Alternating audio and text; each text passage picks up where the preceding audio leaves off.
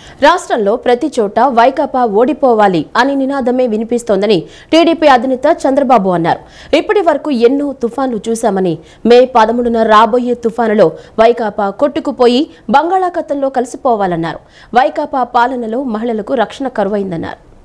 విజయనగరం జిల్లా శృంగవరపుకోటలో నిన్న నిర్వహించిన ప్రజాగలం బహిరంగ సభలో చంద్రబాబు ప్రసంగించారు. వైఎస్సార్ కాంగ్రెస్ పార్టీ ప్రభుత్వంపై పోరాటం చేస్తున్న గుంటూరుకు చెందిన కొవ్వూరు లక్ష్మి అనే మహిళ వేలు కోసుకున్న విషయాన్ని ఈ సందర్భంగా చంద్రబాబు ప్రస్తావించారు.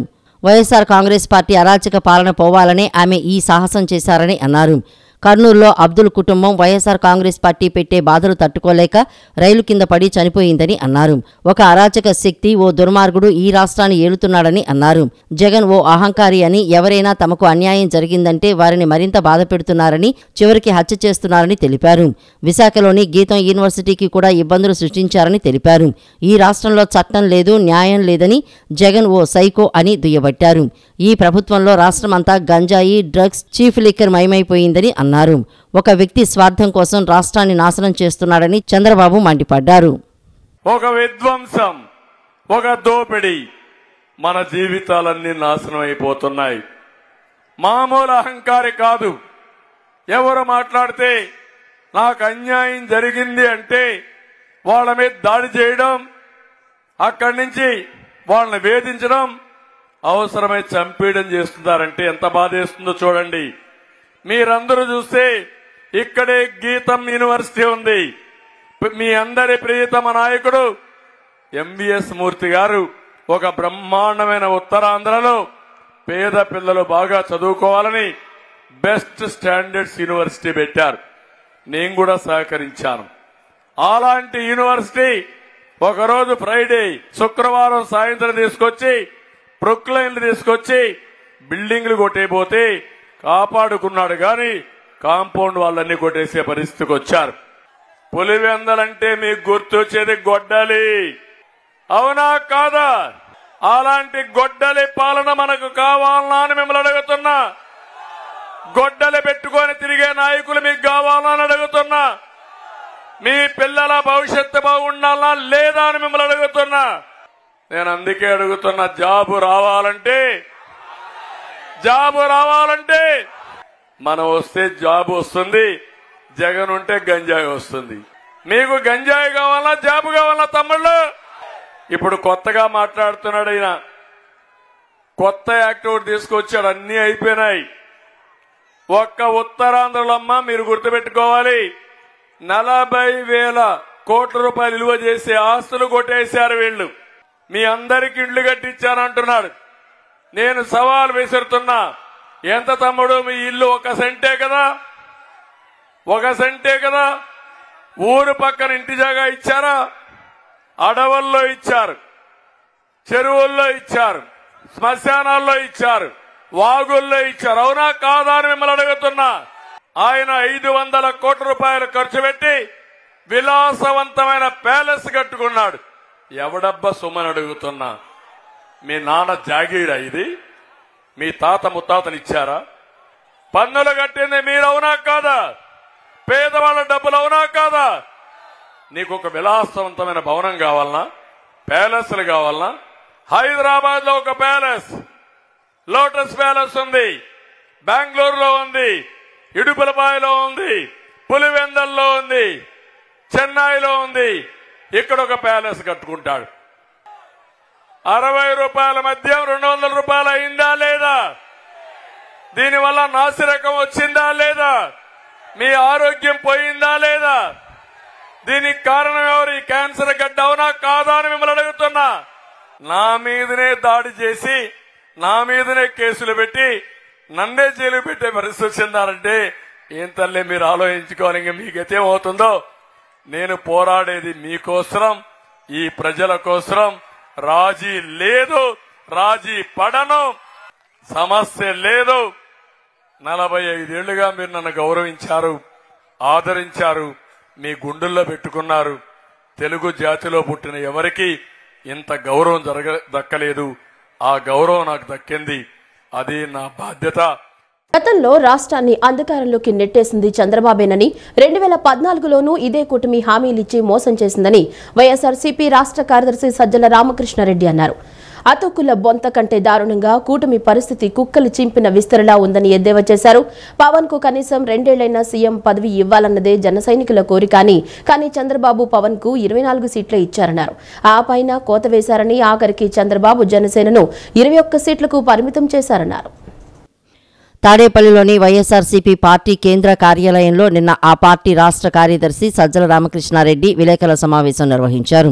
సమావేశంలో ఆయన మాట్లాడుతూ చంద్రబాబు తన వారినే ఇతర పార్టీలోకి పంపిస్తున్నారని, టీడీపీ వాళ్లనే కూటమిలోని జనసేన బీజేపీ పార్టీలోకి పంపించి చంద్రబాబు టికెట్లు ఇప్పించుకుంటున్నారని అన్నారు. భీమవరం అవనిగడ్డలో ఇదే జరిగిందన్నారు. ఇప్పుడు అనపర్తిలోనూ అదే జరుగుతోందని, అనపర్తి నియోజకవర్గంలో టీడీపీ నేతను బీజేపీలోకి పంపి ఆయనకు ఇప్పుడు ఇప్పిస్తున్నారని అన్నారు. పార్టీ టికెట్లు ఇచ్చినట్లే ఇచ్చి తన వారినే అభ్యర్థులుగా ప్రకటిస్తే ఏం లాభమని ప్రశ్నించారు. పవన్ కు కనీసం 2 ఏళ్లైనా సీఎం పదవి ఇవ్వాలన్నదే జన సైనికుల కోరిక కానీ చంద్రబాబు పవన్ కు 24 సీట్లే ఇచ్చారని అన్నారు. ఆ పైన కోత వేశారు. ఆఖరికి చంద్రబాబు జనసేనను 21 సీట్లకు పరిమితం చేశారని తెలిపారు. జనసేనలో టికెట్లు ఇచ్చిన వాళ్లలో 10 నుంచి 12 మంది ఇతర పార్టీల నుంచి వచ్చిన వాళ్లే ఉన్నారని, అంటే పవన్ తమ వారికి 10 సీట్లు మాత్రమే ఇప్పించుకోగలిగారని తెలిపారు.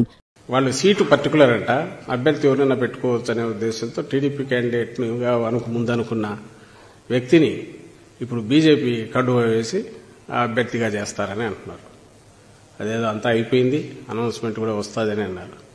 మీ అందరికి గుర్తుంటుంది, ముందు వరుసగా ఆఖరణ అయితే నాకు గుర్తుండి అవనిగడ్డ పాలకొండ అయితే ఇట్లా కండువా వేసి అట్లా బీజేపీ కూడా ఆల్రెడీ ఎక్స్పీరియన్స్ అయినట్టుంది.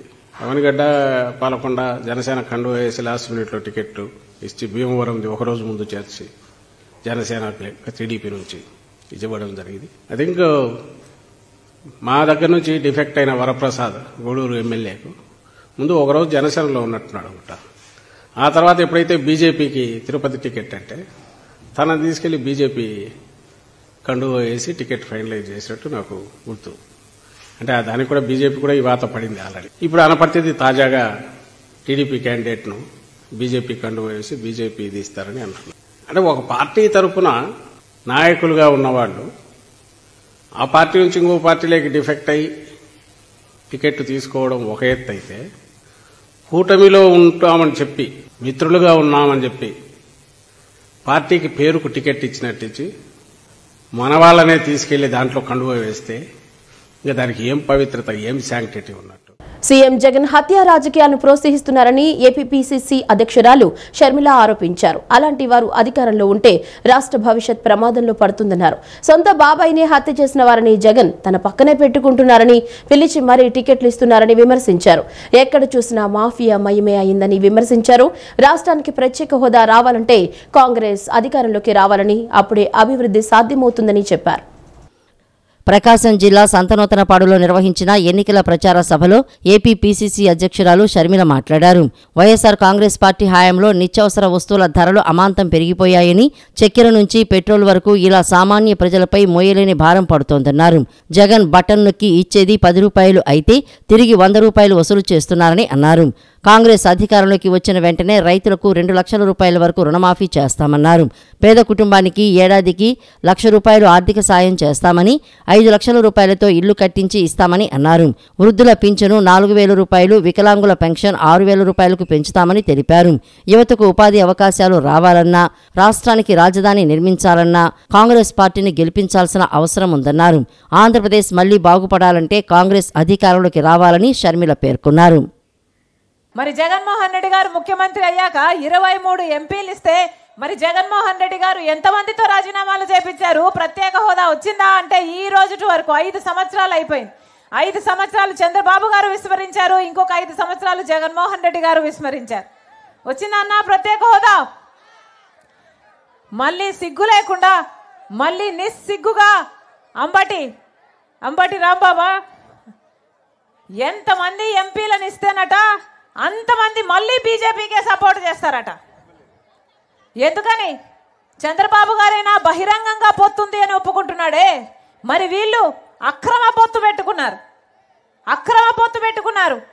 మీ పేరు చెప్పి మీరిచ్చిన అధికారంతో బీజేపీ కొంగు పట్టుకొని తిరుగుతున్నాడు ఈరోజు జగనన్న గారు.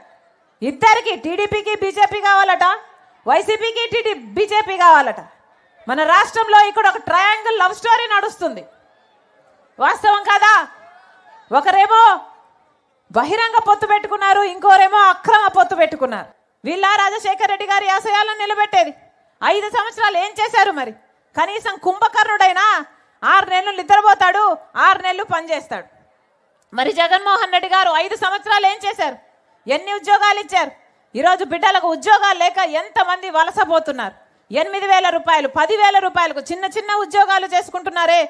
ఆఖరిగా ఆంధ్ర రాష్ట్రం అభివృద్ధి చెందక, కొత్త పరిశ్రమలు రాక, ఉద్యోగాలు లేక ఇంకా బిడ్డలంతా వలసపోయి మన రాష్ట్రం అసలు యువతే లేని రాష్ట్రంగా తయారయ్యే ప్రమాదం ఉంది. రాష్ట్ర వ్యాప్తంగా ఈ నెల 29వ తేదీ వరకు నాగార్జున సాగర్ నుంచి నీటి విడుదల కొనసాగుతుందని ఏపీ సీఎస్ జవహర్ రెడ్డి స్పష్టం చేశారు. ప్రకాశం బ్యారేజ్ నుంచి ఈ నెల 25వ తేదీ వరకు కాల్వల ద్వారా నీటిని విడుదల చేస్తామన్నారు. రాష్ట్రంలోని సమ్మర్ స్టోరేజ్ ట్యాంకులను నింపాలని ఆదేశించారు. ఏపీ సీఎస్ జవహర్ రెడ్డి వివిధ శాఖల అధికారులతో నిన్న సమీక్ష నిర్వహించారు. రాష్ట్రంలోని సమ్మర్ స్టోరేజ్ ట్యాంకులను నింపాలని ఆదేశించారు. నీటి ఎద్దడి ఉన్న ప్రాంతాలకు ట్యాంకుల ద్వారా నీటిని సరఫరా చేయాలని రాష్ట్ర వ్యాప్తంగా 1046 సమ్మర్ స్టోరేజ్ ట్యాంకులకు గాను ఇప్పటి వరకు 680కి పైగా చెరువులను నింపినట్లు అధికారులు తెలిపారు. రాష్ట్రంలో విద్యుత్ సరఫరాకు అంతరాయం లేకుండా జాగ్రత్త పడాలని సీఎస్ సూచించారు. వేసవి తీవ్రత దృష్ట్యా వీలైనంత వరకు కోతలు లేకుండా ఉత్పత్తి సరఫరా చేయాలన్నారు. ప్రస్తుతం రాష్ట్రంలో 245 మిలియన్ యూనిట్ల మేర విద్యుత్ డిమాండ్ ఉంటుందని అంచనా వేస్తున్నామని అధికారులు తెలియజేశారు. మే నెలలో 236 మిలియన్ యూనిట్లు, జూన్లో 253 మిలియన్ యూనిట్ల మేర గరిష్ట డిమాండ్ ఉండవచ్చని సీఎస్కు వివరించారు. డిమాండ్కు అనుగుణంగానే సరఫరా చేస్తున్నట్లు చెప్పారు. మరోవైపు కనీస మద్దతు ధరకు రబీ ధాన్యాన్ని కొనుగోలు చేసేందుకు చర్యలు చేపట్టాల్సిందిగా సీఎస్ జవహర్ రెడ్డి వ్యవసాయ శాఖ అధికారులను ఆదేశించారు. విజయవాడ పశ్చిమ నియోజకవర్గంలో ఎక్కడ చూసినా సమస్యల నిలయం దర్శనమిస్తోందని వైఎస్ఆర్సీపీ ప్రభుత్వం నియోజకవర్గ అభివృద్ధిని విస్మరించారని పశ్చిమ నియోజకవర్గ భారతీయ జనతా పార్టీ కూటమి అభ్యర్థి సుజనా చౌదరి విమర్శించారు. ప్రజలు నన్ను ఆశీర్వదిస్తే, ఎమ్మెల్యేగా గెలిపిస్తే నియోజకవర్గాన్ని, పశ్చిమ నియోజకవర్గాన్ని దేశంలోని ఒక రోల్ మోడల్గా తీర్చిదిద్దుతారని హామీ ఇచ్చారు. నగరంలోని 1 టౌన్ 38వ డివిజన్ పశ్చిమ నియోజకవర్గ బీజేపీ కూటమి అభ్యర్థి సుజనా చౌదరి ఎన్నికల ప్రచారాన్ని నిర్వహించారు. డివిజన్ టీడీపీ అధ్యక్షురాలు పీతాని పద్మ, మాజీ ఎమ్మెల్సీ బుద్ద వెంకన్న, నాగులమీర, ఎన్టీఆర్ జిల్లా బీజేపీ అధ్యక్షులు అడ్డూరి శ్రీరామ్, పైలా సోమినాయుడు, అమ్మిశెట్టి వాసు, చందన సురేష్, బీజేపీ, టీడీపీ, జనసేన నాయకులు, కార్యకర్తలతో కలిసి మల్లికార్జునపేట, అర్జున వీధి, పోస్టాఫీసు రోడ్డు, బ్రాహ్మణ వీధులు, కొండ ప్రాంతాల్లో ప్రతి ఇంటికి వెళ్లి కమలం గుర్తుకు ఓటు వేయాలని అభ్యర్థించారు. అనంతరం వ్యాపారస్తులను ఆప్యాయంగా పలకరించి వారు ఎదుర్కొంటున్న సమస్యలను స్వయంగా వారే సుజనా చౌదరి దృష్టికి తీసుకువచ్చారు. అనంతరం సుజనా చౌదరి మాట్లాడుతూ ప్రచారంలో నియోజకవర్గ ప్రజలు బ్రహ్మరథం పడుతున్నారని, వారి సమస్యలు పరిష్కరించి సేవ చేసే భాగ్యం కల్పించాలని కోరారు. రానున్న ఎన్నికల్లో ఓటు వేసి ఆశీర్వదిస్తే అభివృద్ధి చేసి చూపుతారని, కొండ ప్రాంతంలో సమస్యలు, వ్యాపారస్తుల ఇబ్బందులు తప్పకుండా తీరుస్తానని అన్నారు. గతంలో ఎన్నడూ లేని కేంద్రం, రాష్ట్ర ప్రభుత్వాల నుంచి ప్రత్యేక నిధులు తీసుకువచ్చి పశ్చిమ నియోజకవర్గాన్ని అభివృద్ధి చేస్తానని అన్నారు. కేంద్ర మంత్రిగా పనిచేసిన తనకు సొంత జిల్లాపై అవగాహన ఉందని, ప్రజలు ఆశీర్వదిస్తే నియోజకవర్గాన్ని రోల్ మోడల్గా మారుస్తారని తెలిపారు. పుట్టింది కృష్ణా జిల్లాలో, చదువుకుంది కృష్ణా జిల్లాలో విజయవాడలో. కాబట్టి దుర్గమ్మ తల్లి ఆశలతో వచ్చాను. వ్యాపారస్తులందరూ కూడా సునాశనంగా మంచిగా వ్యాపారం చేసుకొని ఆయురారోగ్యాలతో అందరూ సంతోషంగా కుటుంబాలన్నీ బాగా ఉంటాయని చెప్పి దుర్గమ్మ తల్లి ఆశీస్సులతో ఈ నియోజకవర్గం మొత్తం కూడా బ్రహ్మాండంగా అభివృద్ధి చేసే దిశగా నేను తీసుకెళ్తానని చెప్పి గన్నవరం నియోజకవర్గం తెలుగుదేశం పార్టీ ఇన్ఛార్జ్ యార్లగడ్డ వెంకట్రావు ఆధ్వర్యంలో విజయవాడ రూరల్ మండలం ప్రసాదంపాడు తెలుగుదేశం పార్టీ కార్యాలయంలో తెలుగుదేశం, బీజేపీ, జనసేన నాయకులతో సమావేశం నిర్వహించారు. 25వ తేదీ నామినేషన్ ప్రక్రియలో భాగంగా వైసీపీ, టీడీపీ ఇరు పార్టీలు 25వ తేదీకే నామినేషన్ కి రావడానికి లా అండ్ ఆర్డర్ సమస్య నెలకొంటుందనే ఉద్దేశంతో ఆర్ఓ గీతాంజలి శర్మ సూచన మేరకు నామినేషన్ 24వ తేదీకు మార్పు చేసినట్లు యార్లగడ్డ వెంకట్రావు తెలిపారు. ఎక్కడ తగ్గాలో కాదు, ఎక్కడ నెగ్గాలో తెలిసిన వాడే సమాజంలో ముందుకు వెళతారన్నారు. నియోజకవర్గంలోని 4 మండలాల బీజేపీ, తెలుగుదేశం, జనసేన నాయకులతో చర్చించి ఈ నిర్ణయాన్ని తీసుకున్నట్లు వెల్లడించారు. ఆర్ఓ గారు మన సాయంత్రం ఇద్దరు పార్టీలకి ఇవ్వని డేట్లు మార్చుకోమని చెప్పి అడిగిన పరిస్థితి. లా అండ్ ఆర్డర్ కంట్రోల్లో ఉన్నదని డిఎస్పీ గారు, ఏసీపీ జయసూర్య గారు నాతో వచ్చి మాట్లాడిన పరిస్థితి. కానీ దీంట్లో 2 పరస్పర విరుద్ధ అభిప్రాయాలు పార్టీలో వ్యక్తమైనవి. సీనియర్ నాయకులందరూ మనం తగ్గి డేట్ మార్చుకుందామని, కుర్రాళ్ళందరూ తెలుగు యువత వీళ్ళందరూ వద్దు కుదరదు మనం అదే రేటుకుందామని ఒక రోజున్నర పాటు ఇది చర్చించి, కాకపోతే మేము ఏ గ్రామంలో అయినా గన్నవరంలో ప్రశాంత వాతావరణం నెలకొల్పుతామని, గన్నవరానికి గత వైభవం తీసుకొస్తామని, నియోజకవర్గం ప్రశాంతంగా ఉండాలని కోరుకుంటున్నామని మేము పలు వేదికల మీద చెప్పిన దానికి కట్టుబడి పవన్ కళ్యాణ్ సినిమాలో డైలాగ్ లాగా ఎక్కడ తగ్గాలో ఎక్కడ నెగ్గాలో లాగా మేము గన్నవరం నెగ్గటం మాకు ఇంపార్టెంట్ తప్ప ఏ రోజు నామినేషన్ చేద్దాం అనేది పెద్ద ఇంపార్టెంట్ కాదని భావించి గన్నవరాన్ని సస్యశ్యామలంగా ఉంచుదామని, గొడవలకు దూరంగా ఉంచుదామని మా ప్రయత్నంలో భాగంగా మేము 24వ తారీఖుకి నామినేషన్ డేట్ మార్చుకోవడం జరిగింది. రాష్ట్రానికి అన్ని విధాలా మేలు జరగాలంటే మరోసారి జగనన్న ముఖ్యమంత్రి కావాల్సిన అవసరం ఉందని వైఎస్ఆర్సీపీ ఎమ్మెల్యే అభ్యర్థి డాక్టర్ వల్లభనేని వంశీమోహన్ అన్నారు. వైసీపీ పాలనలో అనేక అభివృద్ధి సంక్షేమ కార్యక్రమాలు జరిగాయన్నారు. అవి కొనసాగాలంటే జగనన్న మళ్లీ ముఖ్యమంత్రి కావాలన్నారు. ఉంగుటూరు మండలం పెద్దౌటుపల్లిలో వైఎస్ఆర్సీపీ ఎమ్మెల్యే అభ్యర్థి డాక్టర్ వల్లభనేని వంశీమోహన్ పార్టీ శ్రేణులతో కలిసి నిన్న ఎన్నికల ప్రచారం నిర్వహించారు. స్థానికులు వారికి గజమాలలు, పుష్పమాలలతో ఘనస్వాగతం పలికారు. తొలుత తంబి పుణ్యక్షేత్రంలోని బ్రదర్ జోసెఫ్ తంబి సమాధిని దర్శించుకుని ప్రచారాన్ని ప్రారంభించారు. ఈ సందర్భంగా టీడీపీ మాజీ గ్రామ అధ్యక్షుడు మరీదు శ్రీధర్తో పాటు 50 కుటుంబాలు వంశీ శివభారతిరెడ్డి సమక్షంలో వైఎస్ఆర్సీపీలో చేరారు. వారికి వంశీ పార్టీ కండువాలు కప్పి సాదరంగా ఆహ్వానించారు. వైసీపీ పాలనలో అనేక అభివృద్ధి సంక్షేమ కార్యక్రమాలు జరిగాయని అన్నారు. అవి కొనసాగాలంటే జగనన్న మళ్లీ ముఖ్యమంత్రి కావాలని పేర్కొన్నారు. ఉయ్యూరు మండలంలోని ఆకునూరు గ్రామంలో నిర్వహిస్తున్న ఇంటింటి ప్రచారానికి ప్రజల నుంచి విశేష స్పందన లభిస్తోంది. రాష్ట్ర గృహ నిర్మాణ శాఖ మంత్రి జోగి రమేష్ ఇంటింటికి వెళ్లి ఫ్యాన్ గుర్తుపై 2 ఓట్లు వేసి ముఖ్యమంత్రి వైఎస్ జగన్మోహన్ రెడ్డి నాయకత్వాన్ని బలపరచాలని అభ్యర్థించారు. ప్రధాన రహదారితో పాటుగా గ్రామంలోని బీసీ కాలనీలో సోమవారం ప్రచారం సాగించారు. ప్రజాప్రతినిధులు, పార్టీ శ్రేణులతో కలిసి మంత్రి జోగి రమేష్ నిర్వహించిన ప్రచారానికి ప్రజలు అడుగడుగున బ్రహ్మరథం పట్టారు. జగనన్నని మాత్రమే చూస్తాం. జగనన్న అడుగు వేస్తాం. వైఎస్ఆర్ కాంగ్రెస్ పార్టీ జెండా పట్టుకుంటాం. ఫ్యాన్ గుర్తుకు ఓటేస్తాం అని చెప్పేసి ఈ రోజు పార్టీలో చేరిన అన్నలందరికీ కూడా, అక్కలందరికీ కూడా మనస్ఫూర్తిగా స్వాగతం చెప్తూ చాలా సంతోషం. నిన్న ఆకునూరులో తిరిగా, మళ్ళీ 2వ రోజు కూడా ఆకునూరులో తిరుగుతా ఉన్నాం. అందరూ కూడా కలిసికట్టుగా ఉండండి. ఈరోజు మన అన్న జగనన్న మంచివాడు, మనసున్నవాడు. ముఖ్యమంత్రి అంటే ఇట్లా ఉండాలా. ముఖ్యమంత్రి నా బిడ్డలా ఉన్నాడు, నా తమ్ముళ్ళలా ఉన్నాడు, నా అన్నలా ఉన్నాడు, మా మేనమామలా ఉన్నాడని చెప్పేసి ప్రతి గడపలో కూడా మనం అందరం చెబుతా ఉన్నామంటే ఇవాళ జగనన్నని కాపాడుకోవడం కోసం, జగనన్నకి అండగా నిలబడటం కోసం ఈరోజు ఇన్ని మంచి కార్యక్రమాలు చేసే జగనన్నని అందరం కూడా గుండెల్లో పెట్టుకొని చూసుకుంటా ఉన్నాం. ఈ పరిస్థితుల్లో రాష్ట్రంలో ఉన్న సర్వే సంస్థలే కాదు, దేశంలో ఉన్న ప్రముఖ సర్వే సంస్థలన్నీ కూడా ఈ రోజున ఇప్పటికిప్పుడు ఎన్నికలు జరిగితే 139 స్థానాల్లో జగనన్న గెలవబోతా ఉన్నారని సర్వే సంస్థలు అన్నీ చెప్తా ఉన్నాయి. విజయవాడ నగరంలో 49 మంది వైఎస్ఆర్సీపీ కార్పొరేటర్లను ప్రజలు గెలిపిస్తే వారి సమస్యలు పట్టించుకోకుండా ప్రజలపై ఇళ్లు, చెత్త, డ్రైనేజీలపై పన్నులు, భారాలను విధించి ఇబ్బందులకు గురి చేశారని విజయవాడ పశ్చిమ నియోజకవర్గ సిపిఐ అభ్యర్థి కోటేశ్వరరావు విమర్శించారు.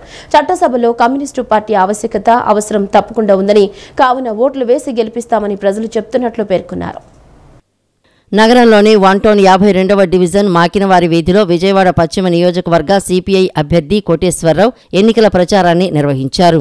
పార్టీ నాయకులు, కార్యకర్తలు ఇంటింటికి వెళ్లి కరపత్రాలను పంపిణీ చేసి కంకి కొడవలికి ఓటు వేసి తనను గెలిపించాలని ఓటర్లను అభ్యర్థించారు. ఎన్నికల ప్రచారంలో స్థానిక ప్రజల నుంచి మంచి స్పందన వస్తోందన్నారు. రానున్న రోజుల్లో చట్టసభలో కమ్యూనిస్టు పార్టీ అవసరం ఉందని ప్రజలు గుర్తించారని, తప్పకుండా ఓట్లు వేసి గెలిపిస్తామని చెబుతున్నట్లు కోటేశ్వరరావు వెల్లడించారు. ప్రధానంగా కొండ ప్రాంతంలో డ్రైనేజీ వ్యవస్థ అధ్వానంగా ఉందని, అండర్ గ్రౌండ్ డ్రైనేజీ నిర్మించారు కానీ వాటికి పైపు లైన్లు కనెక్షన్ ఇవ్వకపోవడంతో మురుగునీరు పారుదల లేక విపరీతంగా చెత్త పేరుకుపోయి దుర్వాసన వస్తోందన్నారు. దీని ఫలితంగా ప్రజలు ఇళ్లలో ఉండలేక అల్లాడిపోతున్నారని చెప్పారు. మరోపక్క దోమలు, వీధి లైట్లు, తాగునీటి సమస్య అధికంగా ఉన్నాయని అన్నారు. విజయవాడ నగరంలో 49 మంది వైఎస్ఆర్సీపీ కార్పొరేటర్లను ప్రజలు గెలిపిస్తే వారి సమస్యలు పట్టించుకోకుండా ప్రజలపై ఇళ్లు, చెత్త, డ్రైనేజీలపై పన్ను భారాలను విధించి ఇబ్బందులకు గురిచేశారని కోటేశ్వరరావు విమర్శించారు.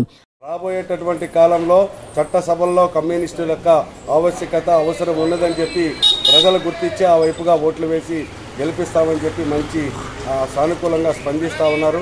ఈ సందర్భంగా వారు అనేక సమస్యలు, ఈ ప్రాంతంలో ఉన్నటువంటి సమస్యలని నా దృష్టికి తీసుకొచ్చారు. ముఖ్యంగా డ్రైనేజీ వ్యవస్థ, అండర్ గ్రౌండ్ డ్రైనేజీ వేశారు కానీ పైప్ లైన్స్ కనెక్షన్స్ ఇవ్వకపోవటం వల్ల అలా కాలువల్లోకి పక్కన సైడ్ కాలువలు కూడా అంతంత మాత్రంగా ఎప్పుడో నిర్మాణం చేసినటువంటి సైడ్ కాలువలు కాబట్టి మురుగునీరు సక్రంగా పారుదల కాకపోవడంతో చెత్త ఎక్కడికక్కడ చెత్త ఆగిపోవడంతో దుర్గంధం వస్తూ ఉన్నది.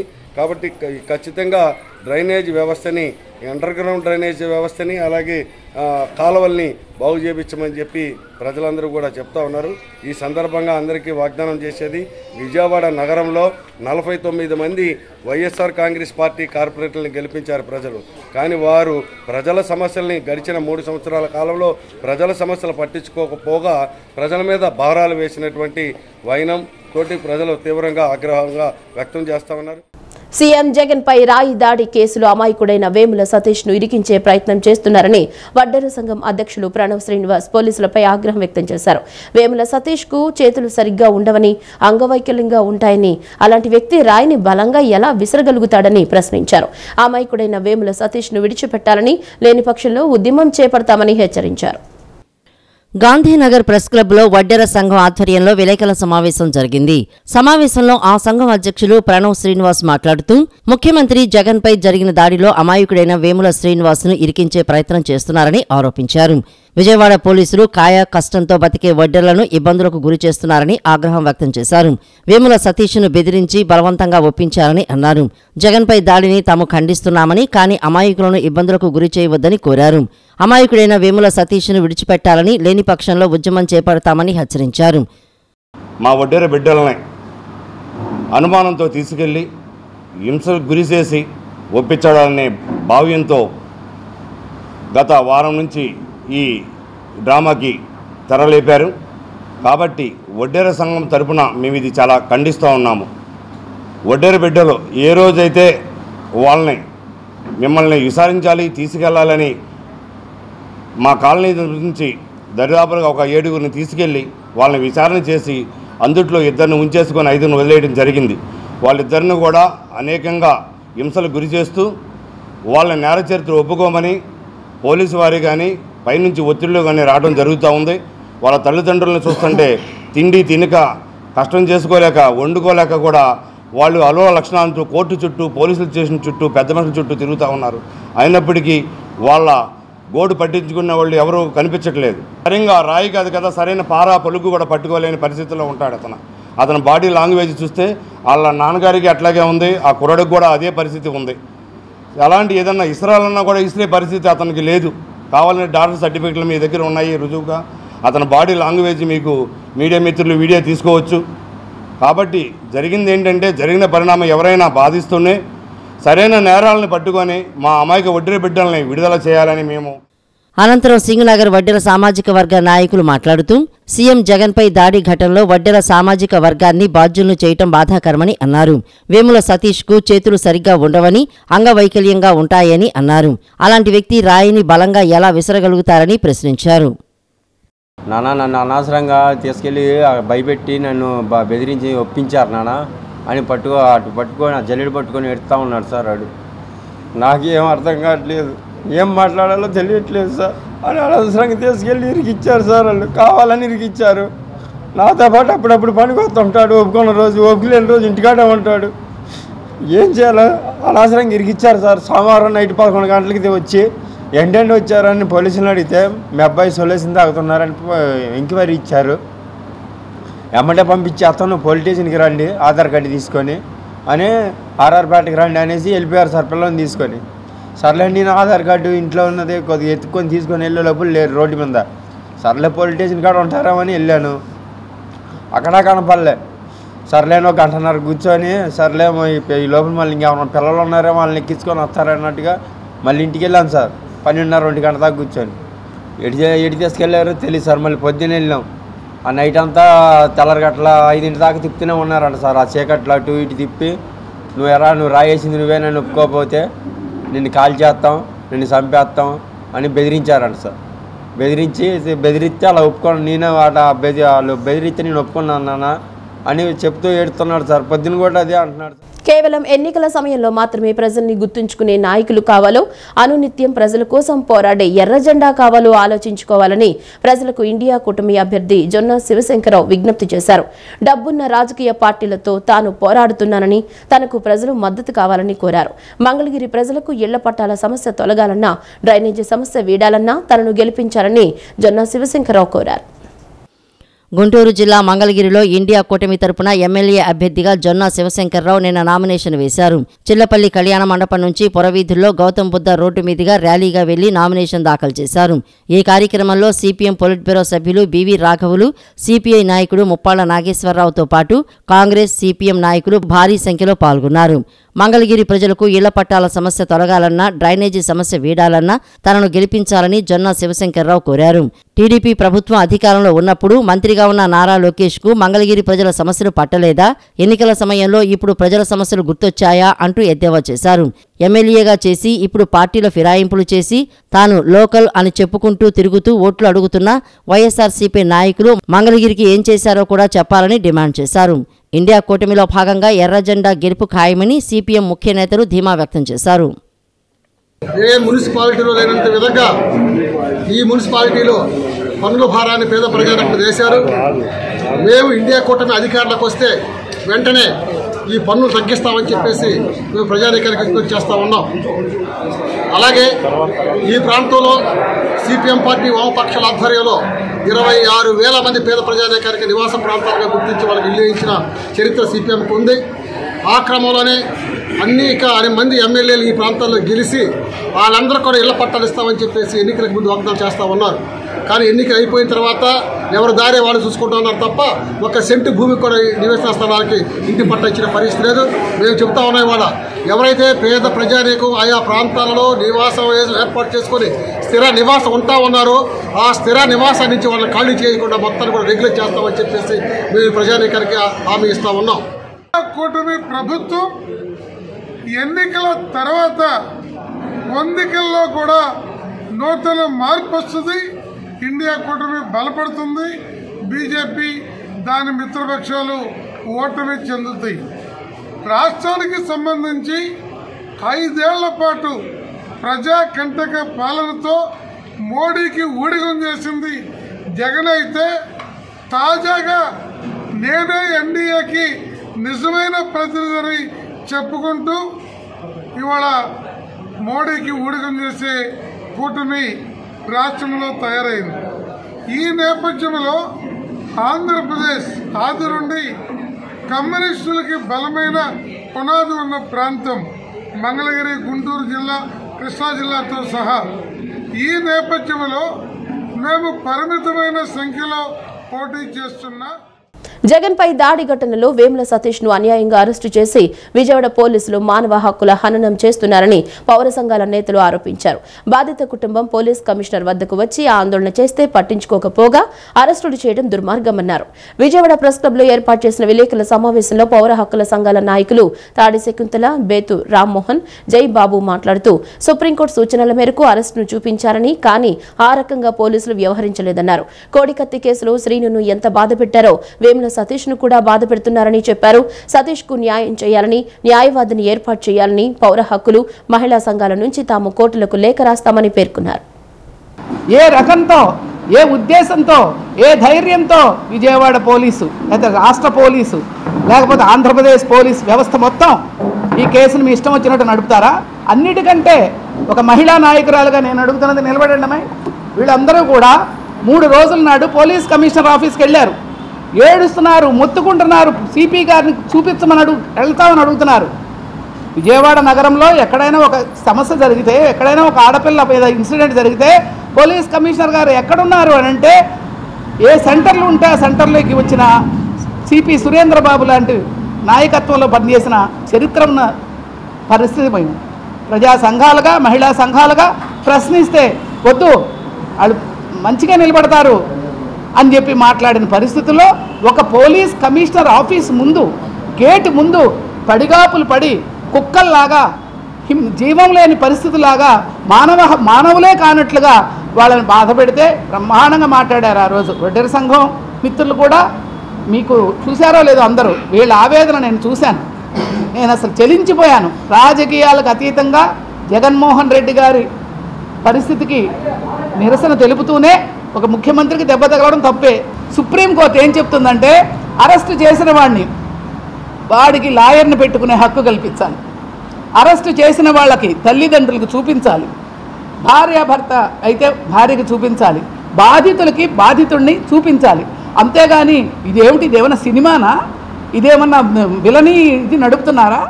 ఈ రోజున ఆంధ్రప్రదేశ్లో ఉన్నటువంటి వ్యవస్థ అంతా వారి చేతుల్లోనే ఉంది కాబట్టి డీజీపీ గారు కానీ, మరి అదేవిధంగా ముఖ్య అధికారులు ఇక్కడ ఉన్నటువంటి సిఐ గారు కానీ, డీజీపీతో పాటు మరి ఎస్ఐ గారు కానీ అధికారులందరూ కూడాను న్యాయమైనటువంటి విచారణని జరిపించి మరి శిక్షించాల్సినటువంటి పరిస్థితులు ఉన్నాయి. కానీ దాన్ని వేరే రకంగా వక్రీకరిస్తున్నారని మరి వడ్డెర సంఘమే కాకుండా వాళ్ళ యొక్క తల్లిదండ్రులు అందరూ కూడా మనోవేదకి మరి గురవటం అనేది కూడా చాలా బాధాకరం.